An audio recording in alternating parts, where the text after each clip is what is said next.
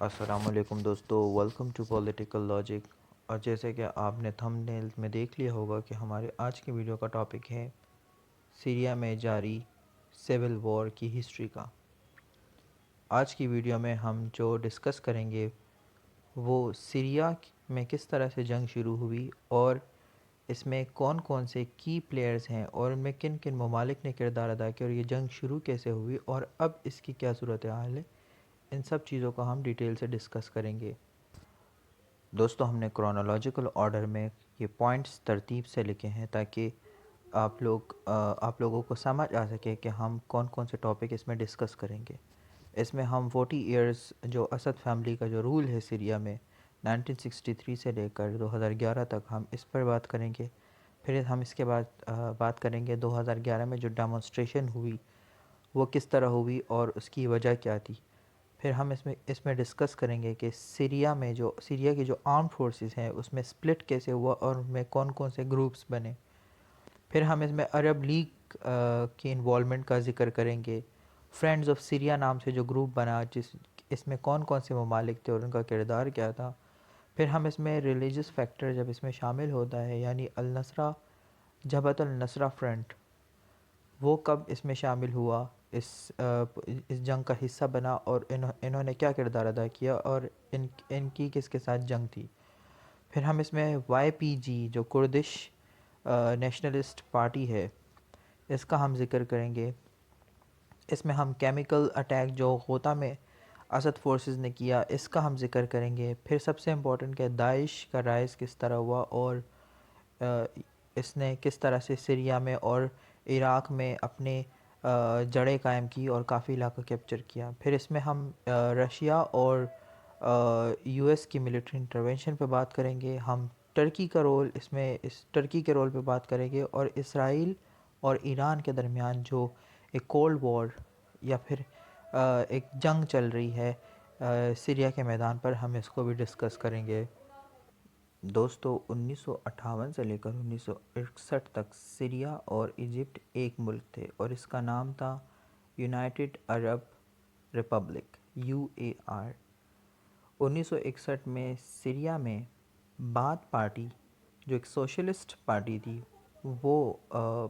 کو کرتی ہے اور کو کے ذریعے اس یونین کو، ایجپٹ اور سیریا کے درمیان اس یونین کو ختم کر دیتی ہے اور باتھ پارٹی اقتدار میں آتی ہے۔ اسی طرح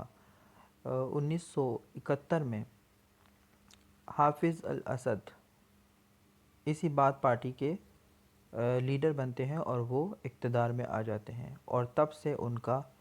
ایک لمبا ترین ایک ڈکٹیٹوریل رول شروع ہوتا ہے۔ باتھ پارٹی نے 1963 میں ملک میں اسٹیٹ آف ایمرجنسی نافذ کیا اور ایک سیکرٹ پولیس قائم کی جس کا نام تھا مخابرات۔ اس پولیس کے ذریعے کوئی بھی شخص اگر حکومت کے خلاف کوئی بھی بات کرے یا اس کی مخالفت کرتی تھی تو اسے جیل میں ڈال دیا جاتا تھا۔ اس طرح 2011 تک سیریا کی جتنی بھی جیلیں تھیں وہ پولیٹیکل پرزنرز سے بھر گئی تھی، یعنی کوئی شخص بھی حکومت کے خلاف کوئی بات نہیں کر پاتا تھا۔ سن 2000 میں جب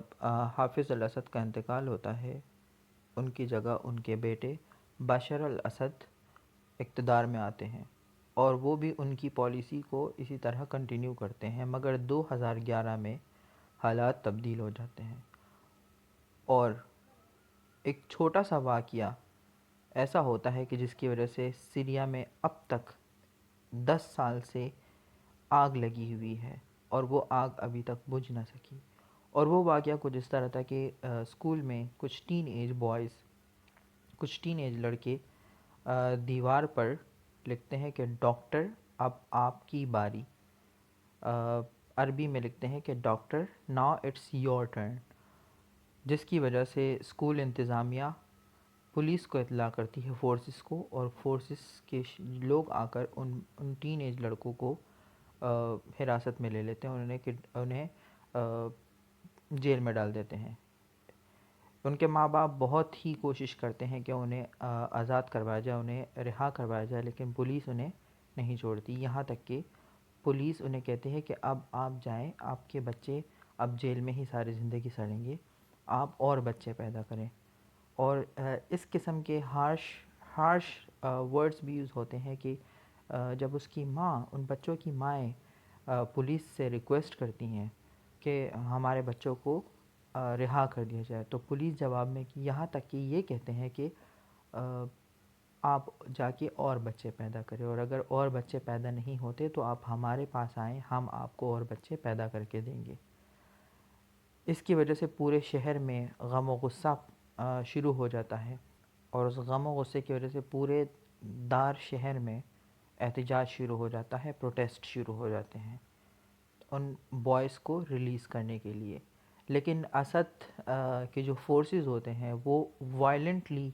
ان پر فائرنگ شروع کر دیتے ہیں، یعنی ایک پیسفل پروٹیسٹ کے اوپر فائر شروع کر دیتے ہیں. ان پروٹیسٹ کی خبر پورے ملک میں پھیل جاتی ہے، اور اس طرح ملک بھر میں مظاہروں کا آغاز شروع ہوتا ہے سیکیورٹی فورسز کے خلاف اور بشار الاسد کی اس جابرانہ حکومت کے خلاف.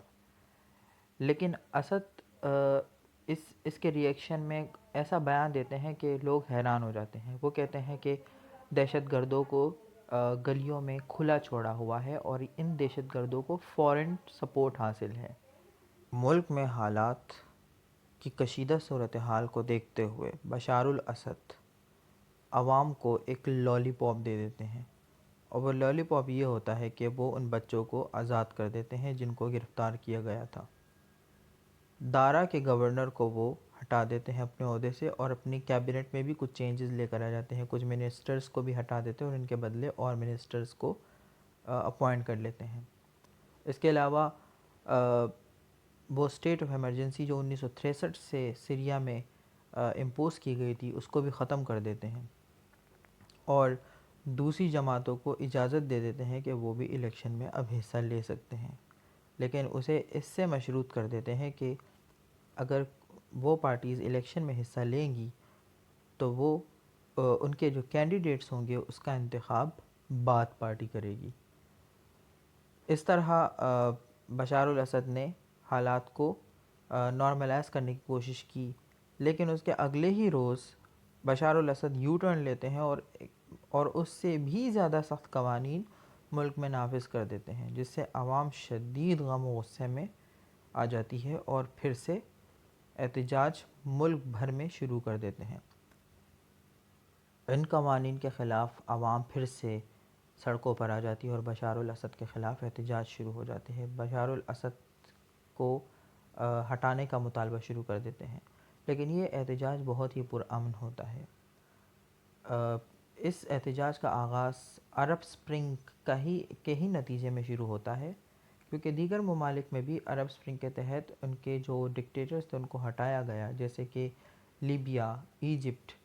اور دیگر ممالک جیسے عراق وغیرہ. تو اس طرح سیریا کے لوگ بھی چاہتے تھے کہ بشار الاسد کو ہٹا کر ایک جمہوری حکومت قائم کی جائے، لیکن ایسا نہیں ہوا. وہ سڑکوں پر آئے اور احتجاج شروع کیا. کلاک ٹاور، ہومس شہر کے کلاک ٹاور میں عوام کا ایک ہجوم جمع ہوا اور وہ چاہتے تھے کہ بشار الاسد کو ہٹا کر اقتدار سے ایک جمہوری حکومت قائم کی جائے. لیکن 18 اپریل کی صبح سیکیورٹی فورسز اس پرامن مظاہرین پر حملہ کر کے ڈائریکٹ فائر کرتی ہے اور درجنوں مظاہرین کو ہلاک کر دیتی ہے، جس کی وجہ سے حالات بہت زیادہ خراب ہو جاتے ہیں. اور کہا جاتا ہے کہ یہی واقعہ سیریا میں جاری سول وار کا پہلا وائلنٹ واقعہ تھا، اور اسی سے سول وار کا آغاز ہوتا ہے، اور ہومس شہر اس ریولوشن کا کیپٹل بن چکا تھا. اگلا جو امپورٹنٹ واقعہ ہوتا ہے وہ یہ ہوتا ہے کہ اسد اپنی جو ملیشیا ہوتی ہے جسے شبیہہ کہا جاتا ہے، انہیں ڈائریکٹ آرڈر کرتی ہے کہ جتنے بھی مظاہرین ہیں ان پر ڈائریکٹ فائر کیا جائے، ان کے ساتھ وائلنٹلی پیش آیا جائے، جس کے نتیجے میں یہ ہوتا ہے کہ جو پیسفل پروٹیسٹرز ہوتے ہیں وہ بھی وائلنٹ ہونا شروع ہو جاتے ہیں، اور وہ بھی رسپانس میں اسی طرح وائلنس کا مظاہرہ کرتے ہیں جس طرح سیکیورٹی فورسز ڈائریکٹ فائر کر کے قتل و غارت شروع کر دیتے ہیں. اور اس کا نتیجہ یہ نکلا کہ کافی سولجرز نے انکار کر دیا ڈائریکٹ فائر کرنے سے، کیونکہ وہ نہیں چاہتے تھے کہ وہ اپنے ہی شہریوں پر اس طرح بے رحمی سے فائر کر کے ان کا قتل کریں، جو کہ اسد کی رجیم یا اسد کی حکومت چاہتی تھی کہ جتنے بھی پروٹیسٹرز ہیں انہیں اسی طرح سے کرش کیا جائے۔ تو نتیجہ یہ نکلا کہ سیرین آرم فورسز دو حصوں میں تقسیم ہو جاتی ہے۔ جو فوجی انکار کر دیتے ہیں فائر کرنے سے وہ فوج سے الگ ہو جاتی ہے، اور جتنے فوجی الگ ہو جاتے ہیں وہ اپنا ایک الگ گروپ بنا دیتے ہیں اور اس کا نام رکھ دیا جاتا ہے فری سیرین آرمی۔ یہ ان سولجرز پر مشتمل ہوتی ہے جو بغاوت شروع کر دیتے ہیں۔ تو اس طرح سیریا کی جو فوج ہے وہ دو حصوں میں تقسیم ہو جاتی ہے۔ فری سیرین آرمی کافی بریگیڈز پر مشتمل ہوتی ہے۔ ہر ایک بریگیڈ اپنے ایریا کو اسد کی فورسز سے بچانے کے لیے انڈیویجولی اسے پروٹیکٹ کرنے کے لیے کوشش کرتا ہے اور اس کی حفاظت کرتا ہے، اور اس نتیجے میں جو فری سیرین آرمی جو انڈیویجولی اپنے ایریا کو پروٹیکٹ کرتے ہیں وہ کافی گین کر دیتے ہیں۔ جو علاقے ان کے پاس ہوتے ہیں وہاں سے اسد کے فورسز کو ریٹریٹ کرنے پر مجبور کر دیتے ہیں۔ فری سیرین آرمی جن علاقوں کو لبریٹ کر دیتی ہے وہاں پر جو اپوزیشن کی جماعتیں ہوتی ہیں، جن میں کچھ ریلیجس بیسڈ ہوتی ہیں، کچھ کمیونسٹ ہوتی ہیں، کچھ لبرل ہوتی ہیں، وہ تمام جماعتیں مل کے اپنا ایک کولیشن بناتی ہے جس کا نام ائتلاف رکھا جاتا ہے، اور اسے انگلش میں the National Coalition of Revolutionary and Opposition Forces کا نام دے دیا جاتا ہے۔ اور یہ کیا کرتے ہیں، یہ اپنے ایریاز میں جو لبریٹ کیے گئے ہیں اسد کی فورسز سے وہاں پر لوکل کونسلز بناتے ہیں، اور پہلی مرتبہ ایسا ہوتا ہے سیریا کی ہسٹری میں، 40 سالہ تاریخ میں پہلی مرتبہ سیریا کے لوگ الیکشن میں حصہ لیتے ہیں اور اپنے لیڈرز کا انتخاب کرتے ہیں۔ اس کے علاوہ ائتلاف نام سے جو کولیشن قائم کی گئی تھی، ان کا یہ مقصد تھا کہ جب بھی اسد رجیم کو ریموو کیا جائے گا تو یہی ائتلاف ایز انٹرم گورنمنٹ حکومت کا کام سر انجام دے گی جب تک سیریا میں شفاف انتخابات کا عمل مکمل نہیں ہوتا۔ دوستو، 2011 سے 2012 کا جو عرصہ ہے، اس ایک سال کے اندر ہی اتنا زیادہ وائلنس سیریا میں ہو جاتا ہے کہ 8,000 افراد اپنی جانوں سے ہاتھ دھو بیٹھتے ہیں اس وائلنس کے تحت اور ان لڑائی جھگڑوں کے تحت، جس کی وجہ سے سیریا کے جو پڑوسی ممالک ہیں وہ بھی نوٹس کرنے پر مجبور ہو جاتے ہیں، اور 2012 میں عرب لیگ، جس کا سیریا بھی ایک پارٹ ہے، سیریا بھی ایک ممبر ہے، وہ نوٹس لیتا ہے اور وہ ایک پلان بناتا ہے، ڈی ایسکیلیشن پلان، جس کے تحت وہ ایک آبزرورز کی ٹیم بناتے ہیں تاکہ وہ سیریا میں جا کر حالات کا جائزہ لے سکیں کہ سیریا میں حالات کیسے ہیں، کیا وہاں پر امن قائم ہو چکا ہے یا پھر وہاں حالات زیادہ کشیدہ ہیں۔ لیکن جب وہ آبزرور گروپ وہاں جاتا ہے تو وہ دیکھتے ہیں کہ سیریا کے اہم بڑے بڑے شہروں میں فوج ٹینکوں کے ساتھ گھومتی ہے اور وہ عوام پر تشدد سے لے کر ہر ایک ظلم و جبر کر رہی ہے۔ آبزرور ٹیم کی رپورٹ دیکھنے کے بعد عرب لیگ اس نتیجے پر پہنچتی ہے کہ بشار الاسد ایک اللیجٹمیٹ رولر ہیں اور اب وہ سیریا کے حکمران نہیں رہ سکتے، لہٰذا انہیں اب گھر جانا ہوگا۔ عرب لیگ ووٹ کرتی ہے اور ائتلاف جو کہ فری سیرین آرمی کے تحت وہاں کے اپوزیشن جماعتوں نے قائم کی ہوتی ہے، انہیں وہ سیٹ گرانٹ کرتے ہیں کہ اب سے عرب لیگ میں سیریا کی ریپریزنٹیشن ائتلاف کرے گا۔ تو جیسا کہ سیرین فری آرمی مسلسل فتح پہ فتح حاصل کیے جا رہی تھی اور تقریباً کئی علاقوں کو کیپچر کر چکی تھی اور بشار الاسد کی افواج کو ریٹریٹ کرنے پر مجبور کر رہی تھی، اسی طرح تقریباً 22,000 افواج جو بشار الاسد کی آرمی میں تھے، 22,000 فوجیوں نے بشار الاسد کی آرمی کو چھوڑ کر فری سیرین آرمی میں شمولیت اختیار کر لی اور اب وہ باغی بن گئے تھے۔ حالات اس نہج پر آ گئے تھے کہ وزیر اعظم جو بشار الاسد کی کیبنٹ کے جو وزیر اعظم تھے، ریاض حجاب، وہ بھی بشار الاسد کو چھوڑ کر ائتلاف میں شامل ہو گئے تھے۔ یہ وہ وقت تھا کہ جب اپوزیشن اور فری سیرین آرمی بہت زیادہ مضبوط ہوتی جا رہی تھی اور انہیں انٹرنیشنل کمیونٹی کا سپورٹ بھی حاصل تھا، لیکن سب سے بڑی مشکلات اور رکاوٹ ان کے لیے ایران، چائنا اور رشیا نے کھڑی کی تھی، کیونکہ ڈپلومیٹک لیول پر کوئی بھی قرارداد اگر یونائٹڈ نیشن سیکیورٹی کونسل میں آتی، اسے چائنا اور رشیا ویٹو کر دیتے تھے۔ اس کے رسپانس میں یورپین یونین، یو ایس، ترکی اور عرب لیگ نے ایک گروپ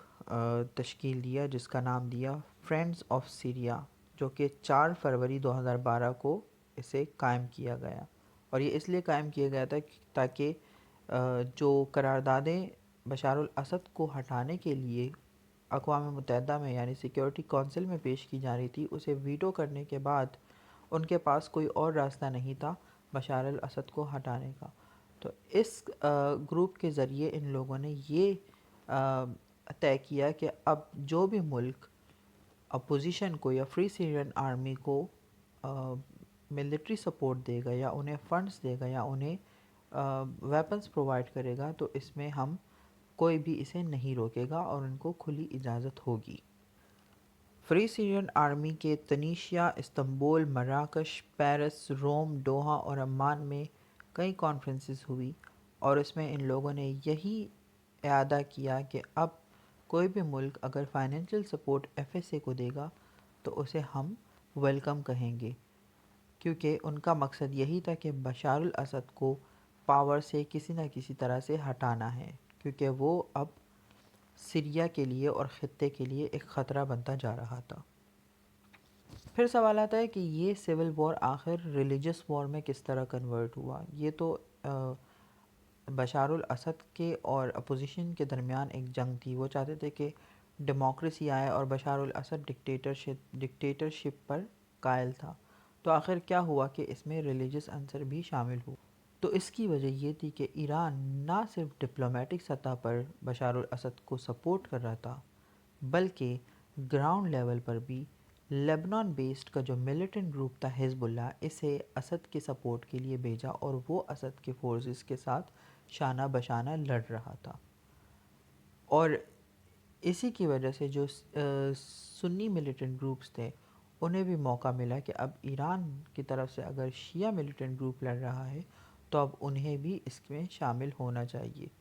اور اسد نے یہ کیا کہ اس نے الوائٹ ملیشیا، چونکہ اسد خود بھی الوائٹ شیعہ سیکٹ سے اس کا تعلق ہے، تو اس نے پیرا ملٹری فورس، دا نیشنل ڈیفنس فورس، اس میں الوائٹ ملیشیا کو انکارپوریٹ کر دیا، اور اس پیرا ملٹری فورس کو ایران کے جو ٹاپ جنرلز ہوتے تھے وہ ڈائریکٹلی اسے رن کرتے تھے، یعنی اسے ہیڈ کرتے تھے، جبکہ دوسری جانب جو ایف ایس اے تھی یعنی فری سیرین آرمی، وہ شروع میں تو بہت ہی زیادہ مضبوط تھی، ان لوگوں میں اتفاق زیادہ تھا، لیکن پھر بھی ان کے جو کلچرل ڈفرینسز تھے، یعنی ان میں کچھ ریلیجس پارٹیز تھیں اور کچھ سیکولر تھیں، ان میں آخر کار فریکچر پڑ گیا، اور اس فریکچر کا ایڈوانٹیج القاعدہ کے ایک گروپ نے اٹھایا جنہوں نے خود کو ری برانڈ کیا اور اپنا نام جبہت النصرہ رکھا، یعنی نصرہ فرنٹ، اور یہ سیریا میں داخل ہوئے اور اس کے خلاف لڑنا شروع ہوئے۔ اس گروپ کو ہیڈ کر رہے تھے ابو محمد الجولانی، یعنی گولان سے ان کا تعلق تھا۔ 2017 میں یہی گروپ 4 دیگر گروپ کے ساتھ مرج ہوا اور اپنا خود کو ریبرانڈ کر کے ہیئت تحریر الشام نام سے انٹروڈیوس کیا، اور جو اب بھی شام میں سرگرم ہیں۔ یعنی اگر دیکھا جائے کہ ایک طرف بشار الاسد حزب اللہ کی مدد لے کر اپنے آپ کو مضبوط کرنا چاہ رہا تھا، تو اس طرح فری سیرین آرمی نے بھی اپنے ساتھ جبہت النصرہ کو ملایا، اور وہ بھی ریلیجس ملیٹنٹ گروپ کا استعمال کر کے اب اسد کے خلاف لڑنا چاہ رہے تھے، یعنی دونوں ہی گروپس ایک دوسرے سے مذہبی جماعتوں کی یعنی مذہبی ملیٹنٹ گروپ کی بنیاد پر ایک دوسرے کو ہرانا چاہ رہے تھے۔ اس کے بعد ایک اور گروپ اس کانفلکٹ میں شامل ہوا جس کا نام تھا وائی پی جے، جسے کردش زبان میں یقیناً پلسطینہ گیل اور انگریزی میں پیپلز پروٹیکشن یونٹ کہا جاتا ہے۔ یہ گروپ سیرین ونگ ہے سیپریٹسٹ گروپ پی کے کا جو ترکی میں انسرجنسی میں ملوث ہے، اور اس گروپ کی بنیاد عبداللہ اوجلان نے 1978 میں رکھی تھی، لیکن بعد میں ترکی نے اسے ٹیررسٹ آرگنائزیشن ڈکلیئر کر دیا تھا، اور یہ تب سے اب تک ترکی میں انسرجنسی میں ملوث ہے۔ وائی پی جے اسی پی کے کا سیرین برانچ ہے، اور یہ 2004 میں اس کی بنیاد رکھی گئی تھی، لیکن یہ دنیا کے سامنے سیرین کانفلکٹ کے دوران ہی سامنے آئی۔ ترکی نے اسے بھی ٹیررسٹ ڈکلیئر کیا تھا، ٹیررسٹ آرگنائزیشن۔ اس کے علاوہ یورپین یونین اور امریکہ نے بھی اسے ٹیررسٹ آرگنائزیشن ڈکلیئر کیا گیا تھا، لیکن سیرین کانفلکٹ کے دوران، سول وار کے دوران جو رجیم کے ساتھ ان کی جو کنفرنٹیشن تھی، اس میں یہ کافی نمایاں کامیابیاں حاصل کر رہے تھے، اس لیے یہ انٹرنیشنل میڈیا پر ان کا بہت چرچا ہوا اور کافی انہیں پذیرائی بھی ملی، جس سے ترکی کافی ناراض بھی ہوا۔ تو اب تک اس جنگ میں 4 مین فورسز لڑ رہے تھے۔ ایک تھی اسد کی فوج، دوسری النصرہ فرنٹ، تیسری ایف ایس اے یعنی فری سیرین آرمی، اور چوتھی اس میں وائی پی جی شامل ہو چکی تھی، جو آپس میں سب لڑ رہے تھے۔ اب یہ جنگ مزید پیچیدہ ہوتی جا رہی تھی۔ 2013 میں 3 ایسے واقعات ہوتے ہیں جس کی وجہ سے جنگ کا توازن بشار الاسد کی رجیم کے حق میں چلا جاتا ہے۔ بشار الاسد کی ایئر فورس ایسٹرن غوطہ پر کیمیکل اٹیک کرتی ہے، جس میں 1400 سے زیادہ لوگ ہلاک ہو جاتے ہیں ایسٹرن غوطہ کے مختلف نیبرہڈز میں، جس پر پوری انٹرنیشنل کمیونٹی سیخ پا ہو جاتی ہے، یہاں تک کہ پریزیڈنٹ براک اوباما ایک سٹیٹمنٹ جاری کرتے ہیں جس میں وہ کہتے ہیں کہ اسد نے ریڈ لائن کراس کر دی ہے۔ We cannot have a situation where chemical or biological weapons are falling into the hands of the wrong people. We have been very clear to the Assad regime, but also to other players on the ground, that a red line for us is we start seeing a whole bunch of chemical weapons moving around or being utilized. That would change my calculus. Obama کے statement کے بعد اب یہ واضح ہو چکا تھا کہ امریکہ اب ایکشن لے گا، سیریا میں کارروائی کرے گا، لیکن رشین پریزیڈنٹ ولادیمیر پوٹن نے عین وقت پر بشار الاسد کے ساتھ ایک ڈیل کر لی، اور اس ڈیل کے تحت بشار الاسد کو ایگری کیا گیا، اسے منوایا گیا کہ وہ تمام کیمیکل ویپنز کو ڈسٹرائے کرے، جس کی وجہ سے امریکہ کا جو ممکنہ جو حملہ تھا وہ رک گیا اور وہ نہ ہو سکا۔ اس کے بعد جو اپوزیشن جتنی لیڈرز تھے، جو اپوزیشن جماعتیں تھیں سیریا میں،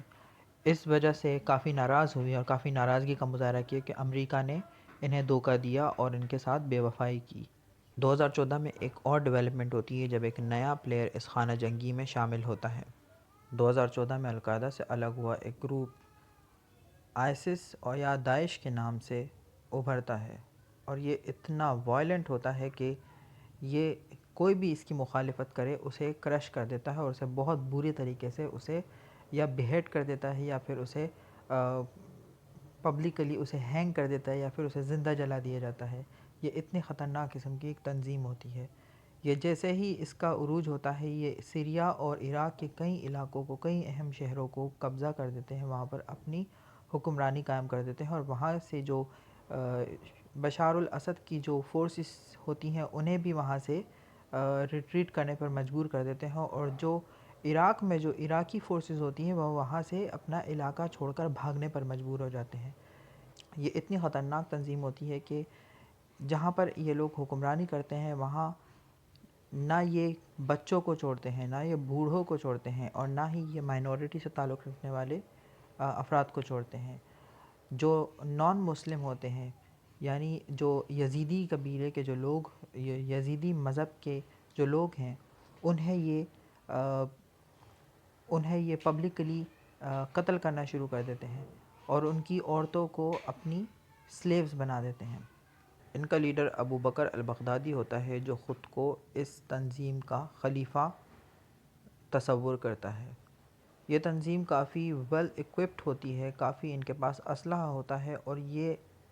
آتے ہی عراق کے اہم شہر موصل اور سیریا کے بڑے شہر الرقہ کو اپنے قبضے میں لے لیتے ہیں، اور الرقہ کو یہ اپنا دارالخلافہ بنا دیتے ہیں۔ فری سیرین آرمی، جو کہ ان کا اور ان کا مقصد ایک ہی ہوتا ہے، بشار الاسد کو اقتدار سے ہٹانا، لیکن فری سیرین آرمی ان کے ساتھ ایک نہیں ہوتی، وہ ان سے الگ ہو جاتی ہے، وہ ان کی مخالفت شروع کر دیتی ہے، کیونکہ یہ بہت زیادہ بروٹل ہوتے ہیں اور بہت ہی زیادہ وائلنٹ ہوتے ہیں۔ یہ تنظیم اتنی بروٹل تھی کہ ان سے نہ ڈاکٹرز بچ پائے، نہ ان سے جرنلسٹس بچ پائے، اور نہ ہی ان سے ہیومن رائٹس کے اداروں کے ورکرز بچ پائے۔ یہ انہیں اغوا کر دیتے اور انہیں پبلکلی انہیں قتل کرنے کی ان کی ویڈیو بناتے، انہیں ان کے سر قلم کرتے، اور پھر انہیں ان کی ویڈیو کو آن لائن پوسٹ کر دیتے تھے، تاکہ ان کی پروپیگنڈا ویڈیوز دیکھ کر اور لوگ ان سے ڈر سکیں، اور جو ویسٹرن ممالک ہیں یا دیگر مسلمز جو لبرل مائنڈ کے مسلمز ہیں، وہ انہیں دیکھ کر مزید خوف میں مبتلا ہوں اور ان کا خوف پوری دنیا میں پھیلتا رہے۔ اسی طرح آپ یہ نیو یارک ٹائم کا یہ نیوز آپ دیکھ سکتے ہیں، جس میں دکھایا گیا ہے کہ جاپنیز جو ورکرز تھے، جاپنیز شہری تھے، ان کو کس طرح ان لوگوں نے پہلے ہوسٹیج بنایا، پہلے انہیں کڈنیپ کیا، پھر انہیں ہوسٹیج بنایا، اور پھر جاپان سے ان کو آزاد کرانے کے بدلے تاوان مانگا گیا، اور وہ جب جاپنیز وزیر اعظم نے تاوان دینے سے انکار کیا، تو ان دونوں جاپانی شہریوں کو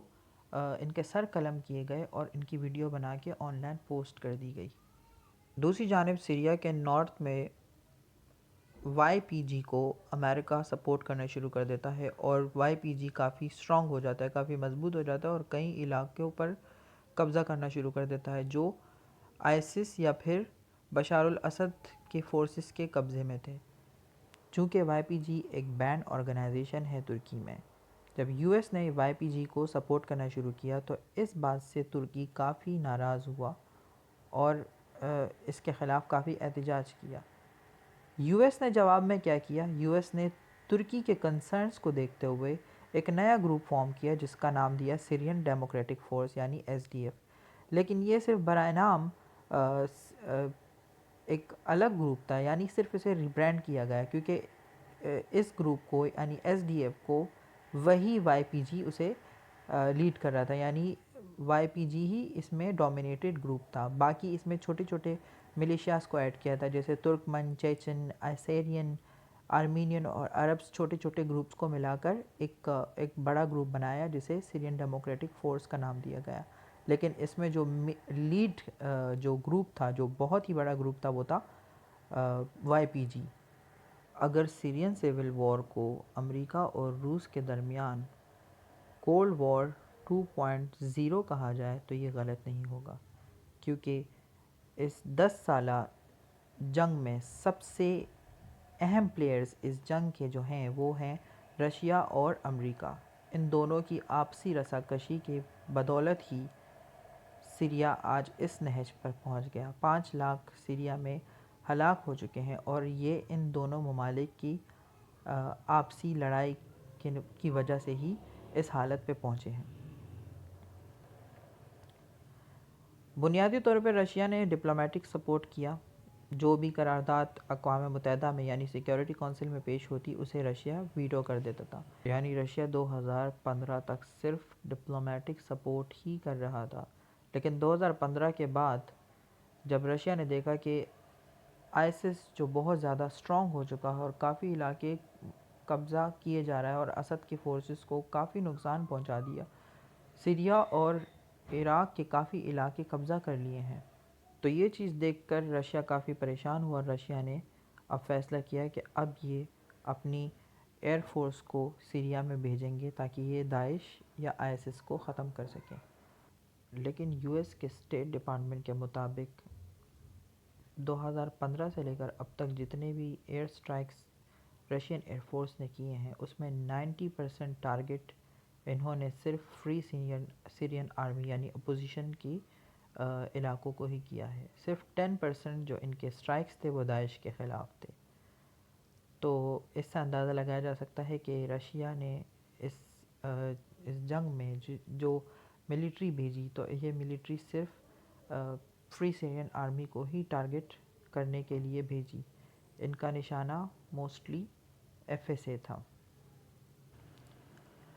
لیکن یہ چونکہ US اسٹیٹ ڈپارٹمنٹ کی رپورٹ ہے تو اس لیے ہم اسے مکمل طور پہ ویلڈ نہیں کہہ سکتے. ظاہر ہے امریکہ وہی بیانیہ دے گا جو اس کے نیشنل انٹرسٹ کو سپورٹ کرے گا، یعنی جو رشیا کے خلاف ہوگا. انہوں نے 3 اسٹریٹجیز اپنائیں جس کی وجہ سے اسد رجیم کو کافی فائدہ ہوا FSA اور ISS کے خلاف. سب سے پہلے ان لوگوں نے بسیج کیا. پہلے یہ طریقہ اپناتے تھے کہ علاقے کے جتنے بھی سپلائز ہیں، جو میڈیسنز ہیں یا کھانا ہے، کوئی بھی سپلائز ہیں، وہ مکمل طور پہ بند کر دیا جائے. نہ کسی شہر سے کسی کو باہر آنے دیا جائے اور نہ باہر سے کسی کو اندر جانے دیا جائے. پھر دوسری ان کی اسٹریٹجی تھی کہ مسلسل اس پر بامبنگ کی جائے. اتنی بامبنگ کی جائے کہ وہاں سے ریزسٹنس آنا کم ہو جائے. یعنی پھر تیسری ان کی اسٹریٹجی تھی کہ یہ پہلی دو اسٹریٹجیز جب اپنائیں گے، اس کے بعد انٹرنیشنل پریشر ظاہر ہے کہ بڑھے گا. انٹرنیشنل پریشر بڑھنے کے بعد پھر ایونیوز، یہ راستے ہیں وہ کھول دیے جائیں گے اور جو لوگ بچ جاتے ہیں انہیں شہر چھوڑنے کا یا علاقہ چھوڑنے کا موقع دیا جاتا ہے. تو یہ 3 اسٹریٹجیز تھی جس کی وجہ سے رشین ایئر سٹرائکس یعنی رشین ایئر فورس کو کافی کامیابی ملی FSA کے خلاف. اور دوسری امپورٹنٹ اہم بات یہ ہے کہ اس سے اسد رجیم کو بھی کچھ سیکھنے کو ملا اور پھر انہوں نے بھی یہی اسٹریٹجی اپنا کر فری سیرین آرمی اور داعش کو کافی نقصان پہنچایا. اب بات کرتے ہیں کہ ترکی کا ریئیکشن کیا تھا. اس تمام جنگ میں ترکی کا بھی ایک بہت ہی اہم رول ہے کیونکہ ظاہر ہے ترکی اس میں ڈائریکٹ انوالو تھا. ترکی فری سیرین آرمی کو ڈائریکٹلی سپورٹ کرتا تھا اور ابھی بھی کرتا ہے. جب رشیا نے یعنی رشین ملٹری انٹرونشن کے بعد جب رشیا نے ایئر سٹرائکس شروع کی تو اس سے FSA کافی کمزور ہوا اور YPG اور داعش کافی مضبوط ہو گئے. ان کے جو ہولڈز تھے وہ کافی مضبوط ہو گئے جس کی وجہ سے ترکی اور رشیا کے ریلیشنز کافی خراب ہو گئے. حالات اس حد تک خراب ہو گئے تھے کہ ترکی نے رشیا کا ایک وار پلین بھی 2015 میں گرا دیا تھا جسے US نے فل سپورٹ دیا. Turkey says it warned the Russian jet 10 times it was violating Turkish airspace before ordering its F-16s to shoot down the Russian aircraft. President Obama putting his full support behind the NATO ally. Turkey, like every country, has a right to defend its territory and its airspace. اس کے بعد ترکی نے باقاعدہ Syria میں military intervention کا آغاز کیا اور اپنے بارڈر سے داخل ہوئے سیرین کے ناردرن ایریاز میں اور وہاں پر YPG اور جو داعش ہے ان کے خلاف ملٹری کارروائی شروع کی جسے آپریشن یوفریٹس کا نام دیا اور اس میں کافی حد تک انہیں کامیابی بھی حاصل ہوئی. اس کے بعد ہم اگر US کے ملٹری انٹرونشن کی بات کریں تو US ملٹری انٹرونشن شروع سے ہی کرنا چاہتا تھا، یہاں تک کہ جب 2013 میں بشار الاسد کی فورسز نے کیمیکل اٹیک کیا غوطہ پر تو اس کے بعد بھی امریکہ کے پاس یہ آپشن تھا ٹیبل پہ کہ وہ سیریا میں ملٹری انٹرونشن کر کے بشار الاسد کو اقتدار سے ہٹا دے. لیکن وہاں پر رشیا نے جب ڈیل کی بشار الاسد کے ساتھ اور وہ کیمیکل ویپن بظاہر دنیا کے سامنے ضائع کروائے تو اس کے نتیجے میں US ملٹری انٹرونشن نہیں کر سکا. لیکن اسد نے دوبارہ سے خان شیخون علاقے پر کیمیکل اٹیک کیا اور اس میں 80 افراد ہلاک ہو گئے جس کی وجہ سے امریکہ کافی حد تک مجبور ہو گیا ملٹری انٹرونشن کرنے پر. 7 اپریل 2017 کو امریکہ نے اپنا پہلا ایئر سٹرائک کیا اسد رجیم پر جس کی وجہ سے امریکہ مجبور ہوا کہ اب ان کے پاس کوئی آپشن نہیں ہے سوائے ملٹری انٹرونشن کرنے کے. لہٰذا پریزیڈنٹ ٹرمپ نے 7 اپریل 2017 کو پہلا آرڈر دیا سیریا میں بشار الاسد کے خلاف پہلا ایئر سٹرائک کرنے کا. لیکن یہ ملٹری انٹرونشن زیادہ دیر تک جاری نہیں رہا کیونکہ ڈونلڈ ٹرمپ نے 19 دسمبر کو یعنی اسی سال میں 19 دسمبر کو اعلان کیا کہ وہ شام سے 2000 سے 2500 تک کے امریکن ٹروپس کو واپس بلا لے گا۔ بہرحال امریکہ کی فورسز اب تک تو وہاں سے نکلے نہیں ہیں، کیونکہ جب تک سیریا کی فورسز وہاں پر موجود ہوں گی تب تک امریکہ کی فوج بھی وہاں پر موجود ہوگی۔ امریکی ایئر فورس نے 6 نومبر 2019 کو ادلب پر ایک ایئر سٹرائک کیا، جس میں بہت بڑی کامیابی انہیں حاصل ہوئی ابو بکر البغدادی کو مارنے کی شکل میں، جو اس وقت تک کا سب سے بڑا کارنامہ تھا امریکہ کے لیے کہ وہ داعش کے لیڈر کو مارنے میں کامیاب ہوئے۔ رشین اسٹریٹجیز کی بدولت اسد فورسز اور عراقی افواج کافی حد تک کامیاب ہوئی داعش کو موصل اور الرقہ جیسے یعنی شہروں سے، بڑے شہروں سے اور ٹاؤنز سے نکالنے میں، اور یہ کافی حد تک یعنی بہت ہی لمیٹڈ رہ گئے، زیادہ نہیں رہ سکے۔ اسی طرح ایس ڈی ایف جو کہ وائی پی جے جسے لیڈ کر رہا تھا، انہوں نے الرقہ سے بھی داعش کو نکالنے میں کامیابی حاصل کی، لیکن بی بی سی نے بعد میں ایک رپورٹ پیش کی تھی جس میں یہ کہا گیا تھا کہ ایس ڈی ایف نے الاؤ کیا تھا 4000 داعش کے ملیٹنٹس کو، جن میں ان کے کافی بڑے بڑے لیڈرز بھی شامل تھے، الرقہ سے بھاگنے میں، اور انہیں یہاں تک کہ ٹرانسپورٹ بھی فراہم کی گئی۔ تو اس سے ایک سوال اٹھتا ہے کہ آخر کیوں ایس ڈی ایف جسے امریکہ نے بیک کیا، آخر کیوں انہوں نے آئی ایس ایس کے لوگوں کو بھاگنے میں، آئی ایس ایس کے ملیٹنٹس کو بھاگنے میں کیوں مدد کی؟ کیا امریکہ خود بھی ان کو سپورٹ کر رہا تھا، یا وہ اس ڈر میں تھا کہ کہیں اسد رجیم یہاں پر اٹیک کرے گی تو یہاں پر ان کے جو آفیشلز ہیں وہ کامیاب نہ ہو جائیں؟ یہ بھی ایک بہت بڑا سوال ہے جس کا جواب ڈھونڈنا ہوگا۔ پھر 2018 میں ترکی ایک دفعہ پھر سے ملٹری انٹرونشن کرتا ہے، کیونکہ ترکی کے لیے وائی پی جی ایک بہت بڑا خطرہ تھا، اور کیونکہ ترکی نہیں چاہتا تھا کہ وائی پی جی جو کہ پی کے کا برانچ ہے وہ سیریا کے ناردرن علاقوں پر رہے یا وہاں پر اپنی حکمرانی قائم کرے، کیونکہ اس سے ترکی کے جو صدرن پروونسز تھے ان کے لیے خطرہ تھا، کیونکہ وہاں پر بھی پی کے ملیٹنسی میں ملوث تھی، اور ترکی نہیں چاہتا تھا کہ ان کی سوورینٹی کے لیے وائی پی جی سے خطرہ بنے۔ اس لیے 2018 میں ترکی نے سیریا کے شہر آفرین اور عزاز میں آپریشن کا اعلان کیا، جسے اولیو برانچ آپریشن کا نام دیا گیا، اور اس آپریشن کے ذریعے انہوں نے وائی پی جی کو ان دونوں ڈسٹرکٹس سے بھگانے میں کافی حد تک کامیابی حاصل کی، اور ان علاقوں میں اپنا ایک بفر زون بنایا۔ اب انٹرسٹنگ یہاں پر بات یہ آتی ہے کہ جب اسد رجیم نے دیکھا کہ وائی پی جی تو یہاں پر ناکام ہو رہی ہے، تو اسد رجیم وائی پی جی کی مدد کے لیے یعنی ایس ڈی ایف کی مدد کے لیے ترکی کے خلاف میدان میں آ گیا۔ یعنی یہ ایک سوچنے کی بات ہے کہ وائی پی جی یعنی ایس ڈی ایف جسے امریکہ نے شروع میں بیک کیا تھا، اب اسے اسد رجیم سپورٹ کر رہی ہے، وہ بھی ترکی کے خلاف۔ بہرحال یہاں پر ترکی کو کافی بڑی کامیابی حاصل ہوئی، ان دونوں ڈسٹرکٹس سے ترکی نے کافی حد تک ایس ڈی ایف یا وائی پی جی کو ہٹایا، اور الیپو گورنریٹ میں سیرین فری آرمی یعنی ایس این اے ان کو ایڈمنسٹریشن کرنے میں کافی مدد پرووائڈ کی۔ بات کریں سیرین سول وار کی کرنٹ سٹیٹس کی، تو ایسٹرن غوطہ ابھی بھی